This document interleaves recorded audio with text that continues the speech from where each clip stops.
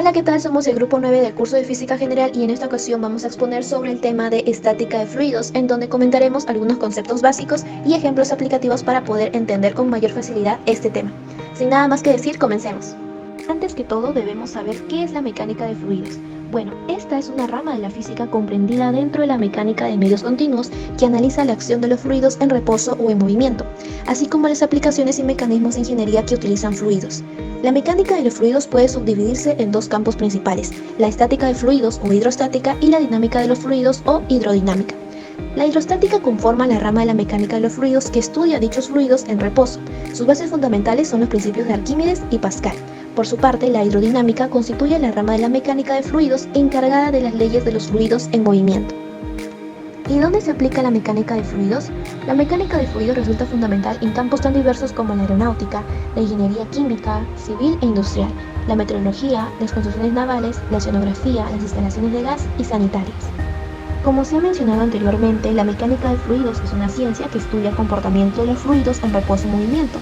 Y si esta mecánica de fluidos se aplica a las instalaciones de gas, quiere decir que el gas también es considerado como un fluido. Y es correcto, el gas es un fluido, pero la mayoría de personas confunden, o mejor dicho, relacionan a los fluidos con solamente líquidos. Es por ello que vamos a tratar este tema. Entonces, ¿qué es un fluido? Un fluido es un conjunto de partículas que se mantienen unidas entre sí por fuerzas cohesivas débiles y las paredes de un recipiente. El término engloba los líquidos y los gases. En el cambio de forma de un fluido, la posición que toman sus moléculas varía ante una fuerza aplicada sobre ellos, pues justamente fluyen. Los líquidos toman la forma del recipiente que los aloja, manteniendo su propio volumen, mientras que los gases carecen tanto de volumen como de forma propias. Las moléculas no cohesionan, se deslizan en los líquidos y se mueven con libertad. Existe otra definición más elaborada que define un fluido como una sustancia capaz de fluir. Hay que entender que la fluidez es la propiedad de deformarse continuamente bajo la acción de una fuerza tangente al plano de aplicación por pequeña que sea. Veamos las características y propiedades de los fluidos. Dentro de sus características comenzamos con un movimiento no acotado de las moléculas, que quiere decir de que los fluidos son infinitamente deformables. La siguiente característica es la comprensibilidad, en el cual señalan de que todos los fluidos son comprensibles en cierto grado. La siguiente característica es la viscosidad, y aunque la viscosidad en los gases es mucho menor que en los líquidos, la viscosidad hace que la velocidad de deformación pueda aumentar las tensiones en el seno del medio continuo. La cuarta característica es la distancia molecular grande. Esta es una de las características de los fluidos en la cual sus moléculas se encuentran separadas a una gran distancia en comparación con los sólidos, y esto le permite cambiar muy fácilmente su velocidad debido a las fuerzas externas y facilita su comprensión. La quinta característica son las fuerzas de Van der Waals, en el cual señalan de que debe haber una importancia de considerar el volumen de las moléculas y las fuerzas intramoleculares y en la distribución de cargas positivas y negativas en las moléculas, estableciendo la relación entre presión, volumen y temperatura de los fluidos. La sexta característica y última, pero no menos importante, es la ausencia de memoria de forma, es decir, de que los fluidos toman la forma del recipiente que lo contengan, sin que existan fuerzas de recuperación elástica como en los sólidos.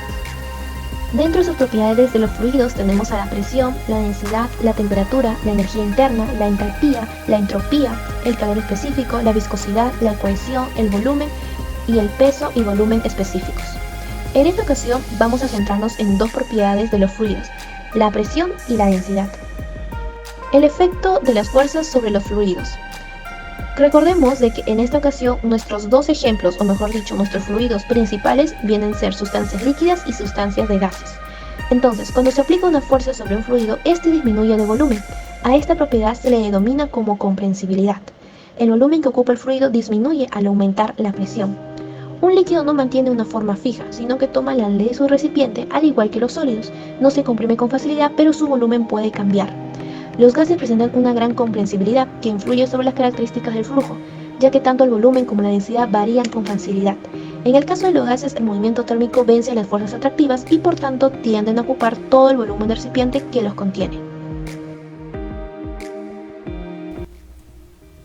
La densidad. Este término es definido como la capacidad para medir la cantidad de masa existente en el volumen de una sustancia determinada.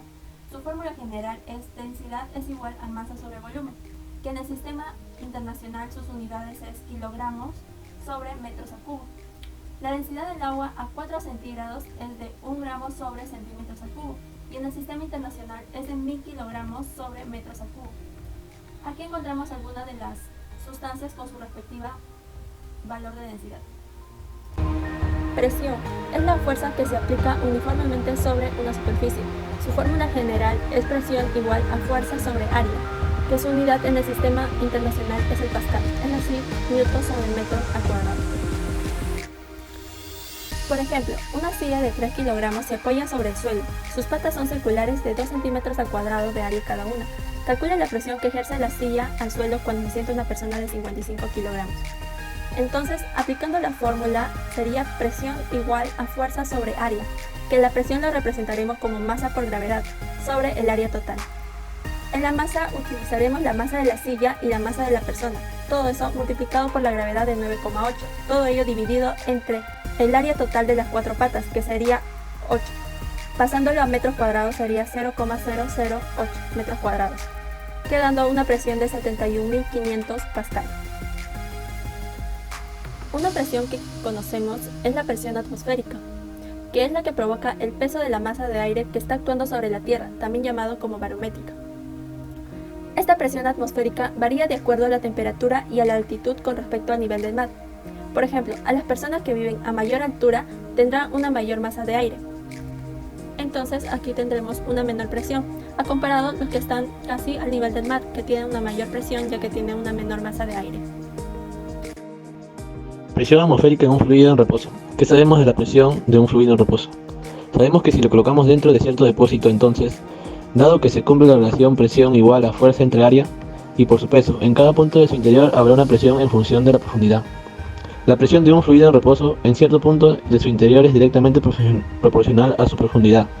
Lo sabremos por la presión igual a densidad por gravedad por altura, donde P es la densidad del fluido, G la aceleración de la gravedad y H la profundidad. Esto lo podemos demostrar sumergiendo un cilindro imaginario de área A, puesto horizontalmente en algún punto de profundidad H en el fluido. Presión versus profundidad.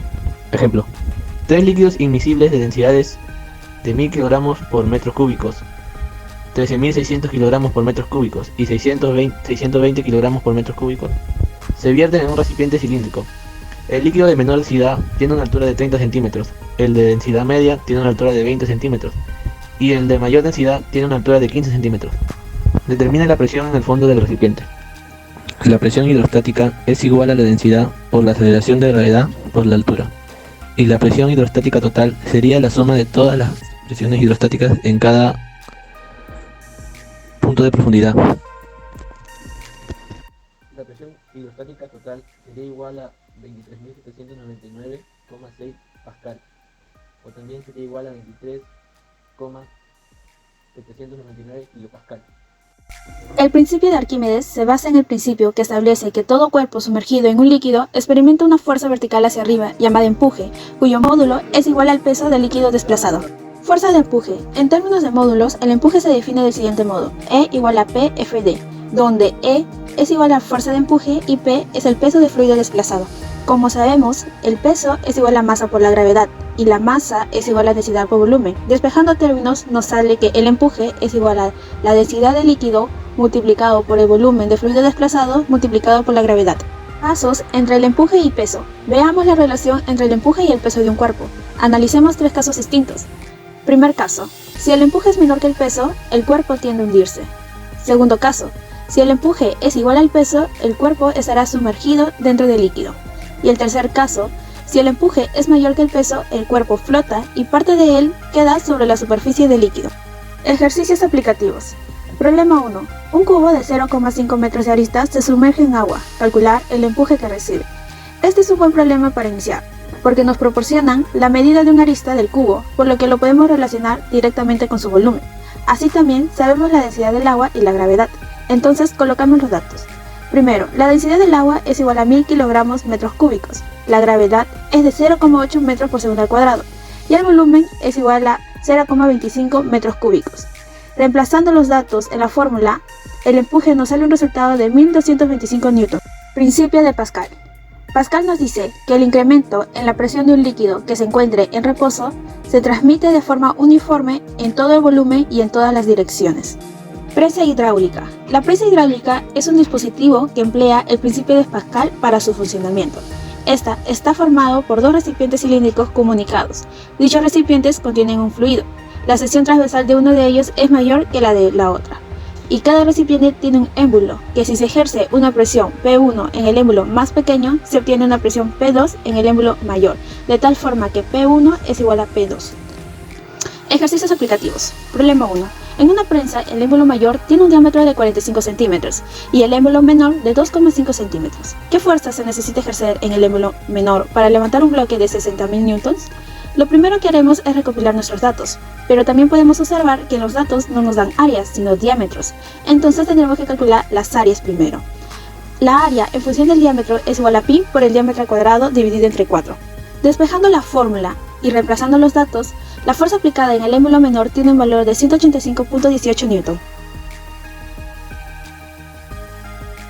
Para el siguiente experimento necesitaremos una botella mediana o grande, un clavo caliente, agua y un lavatorio.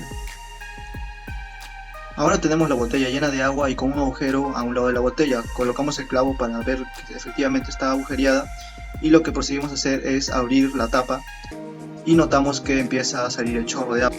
Proseguimos a tapar la botella y notamos que deja de chorrear el agua, ¿no? Esto se debe que por fuera de la botella en toda su superficie existe una presión atmosférica, que es la presión que ejerce el aire. Esta fuerza que ejerce el aire se neutraliza con la fuerza que ejerce el agua sobre la botella en dirección opuesta. Al tener otro hueco que está en este momento tapado y destaparlo, notaremos que las trayectorias de ambos chorros es diferente, notando que el chorro que sale del hueco que está en la parte superior tiene menor alcance al hueco que se encuentra en una posición más abajo. Este alcance se debe a la magnitud de la fuerza con la que sale el chorro, y esta fuerza es la presión del agua que actúa en ese punto. Mientras mayor sea la altura o la profundidad, será mayor la fuerza de la presión del agua.